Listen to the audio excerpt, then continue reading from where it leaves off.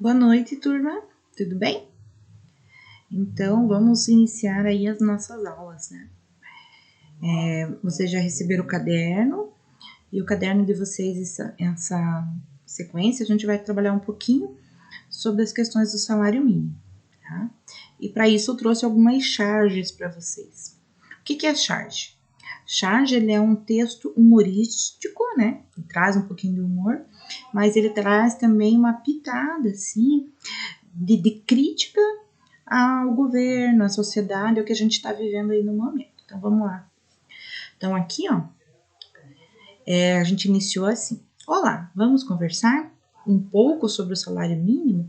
Leia a charge abaixo. Aqui tem, né, a figura do empregador e aqui a figura do funcionário. É o maior que eu posso fazer por você. E na mão dele está escrito salário mínimo. Então, está dizendo que é o máximo que ele pode fazer pelo empregado é um salário mínimo. O salário mínimo surgiu no Brasil nos meados da década de 30. A Lei número 185 de janeiro de 1936 e o Decreto de Lei 399 de abril de 1938. Então, já tem aí um bom tempo que a gente fala sobre salário mínimo, né? Regulamentar a instituição do salário. E o Decreto de Lei 2163, de 1º de maio de 1940, fixou os valores do salário mínimo, que passaram a vigorar a partir do mesmo ano. De acordo com a Constituição de 1988, o salário mínimo deve suprir as necessidades básicas do trabalhador e sua família.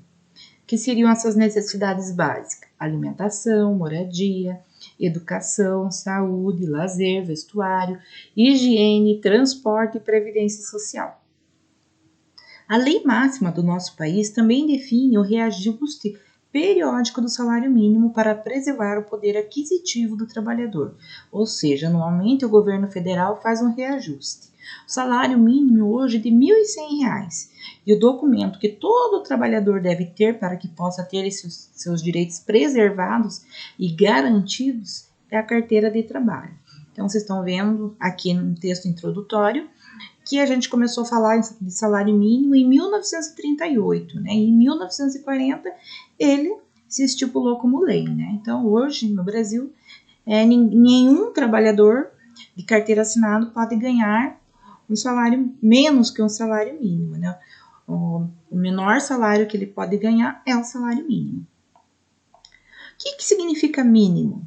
Excessivamente pequeno, diminuto, o menor em relação aos demais, num conjunto, numa lista, numa enumeração.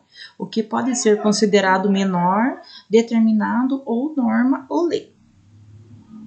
Então, o salário mínimo significa isso, o menor salário que o empregador pode pagar para o seu funcionário é o mínimo, né? Menos do que aquilo não é aceitável. Então, aqui vocês vão escrever uma frase com a palavra mínimo, utilizando a palavra mínimo, né? Vocês vão empregar a palavra mínimo e vão escrever uma frase para ela.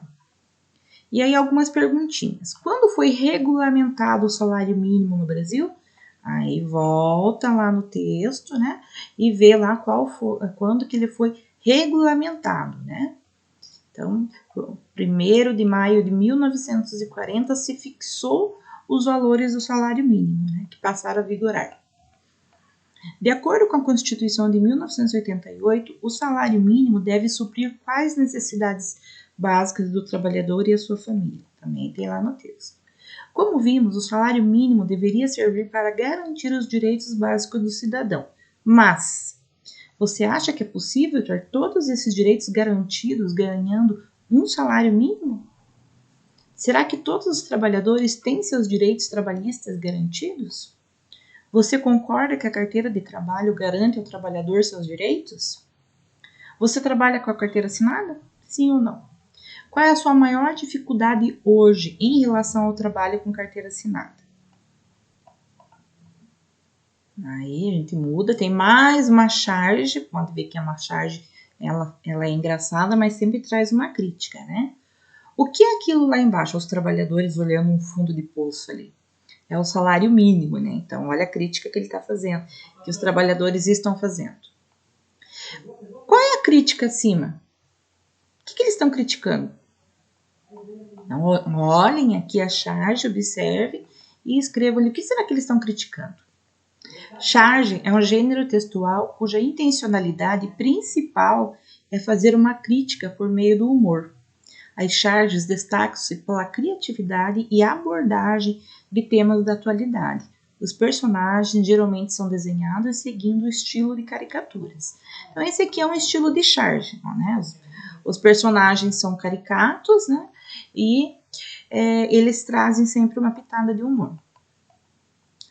Aí eu trouxe aqui para vocês o Lute. O Lute é um chargista lá de São Paulo, da Folha. Lute é chargista e editor de imagem do jornal Hoje em Dia. Publica diariamente, desde 1993, charges de opinião com os principais acontecimentos do Brasil e do mundo. Deixa eu puxar minha foto aqui para vocês verem melhor. Aqui tem uma charge, né? Sem insumos para produzir a vacina, falta de oxigênio nos hospitais, sem um plano claro para enfrentar a pandemia. Céus, onde vamos parar?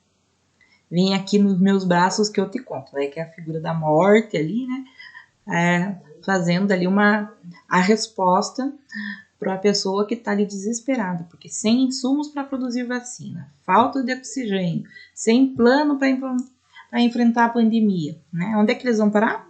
Né? A morte já nos conta ali aonde que vai parar. De acordo com o que você leu acima, assinale a alternativa errada. Até vou marcar aqui. Errada. A informação trata do quê? Trata de um repórter, de um chargista, um editor de imagem ou um blogueiro.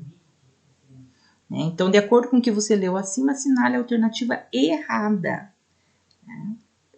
Do que se trata aquela informação ali? De um repórter, um editor de imagem, um blogueiro ou um chargista? Chargista, o que é isso? É a pessoa que escreve e desenha charges, tirinhas de histórias em quadrinhos, geralmente com teor crítico. Assinale a única alternativa certa em cada questão. O nome do jornal que o chargista Lute trabalha é? Então, vamos olhar lá, né, que é dentro do texto aqui que falava sobre o Lute, falava o nome do jornal. Lute é chargista desde quando? Também tem o ano lá. Há quantos anos Lute é chargista? Então, vejam lá, se ele começou em 1993, a gente está em 2021, faz quantos anos que ele faz charge para o jornal? Agora que você já sabe o que é charge, observe a figura e responda. Então, aqui um baita de um alagamento, ó, estão vendo que essa charge aqui é do Lute, ele que assinou. E aí, ele telefonando e a mulher dele perguntando, querido, lembrou de pagar o IPTU? Tá aí no porta-luvas. O IPTU não dá para esquecer, né? Mas olha o resultado daqui da falta de gestão pública. A cena acima acontece na cidade ou no campo? Onde que acontece esses alagamentos assim? Aqui, na cidade ou lá no campo, lá no sítio? Em sua opinião, por que o homem está em cima do capô do carro? Leia o que está escrito dentro do balão de falas, o que está sendo perguntado para o homem. O que foi perguntado para ele mesmo? O que é IPTU? Pesquise e escreva nas linhas abaixo.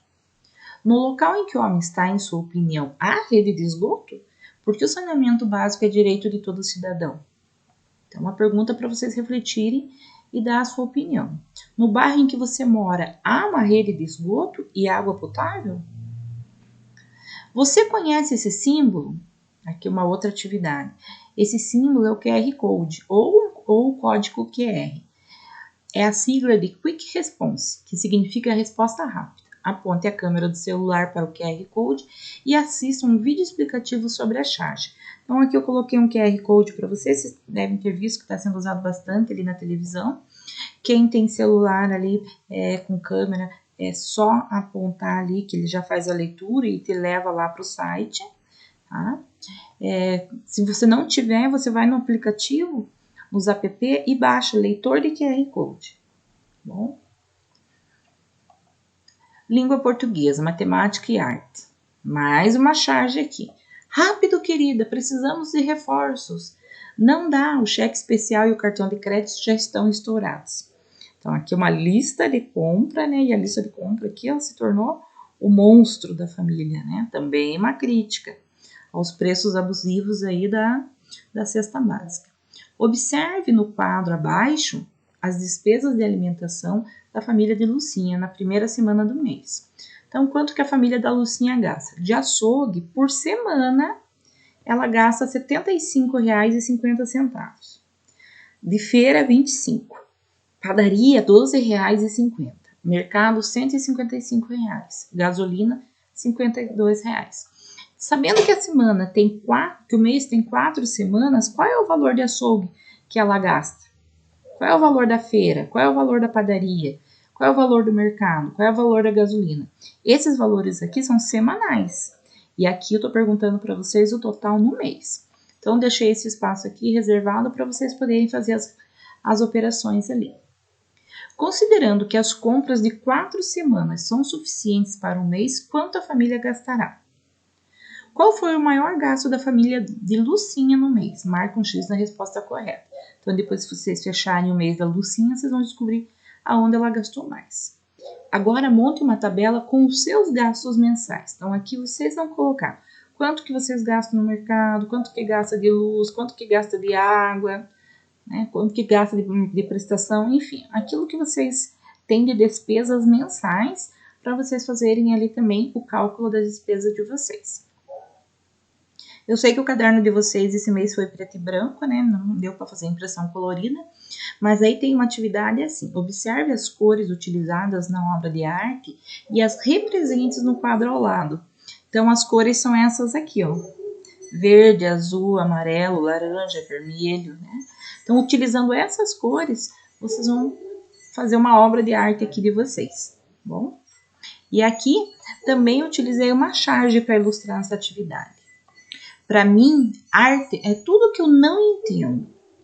Então a cabeça da minha mulher é arte. Olha só, aqui uma crítica aí à cabeça feminina, né? Ou um elogio, né? Que a nossa cabeça realmente tem muita arte. Tá bom? Aqui a gente vem falando um pouquinho sobre o salário. Vocês sabem de onde surgiu essa palavra? Vamos conhecer? Então aqui vai contar um pouquinho de onde surgiu a palavra salário, né? Então quero que vocês leiam, não vou ler para não ficar muito longo, mas a palavra salário ela vem do sal, né? Que era distribuído para os soldados romanos na época do Império Romano, para que eles pudessem conservar os alimentos, que eles pudessem utilizar também ele como forma de troca.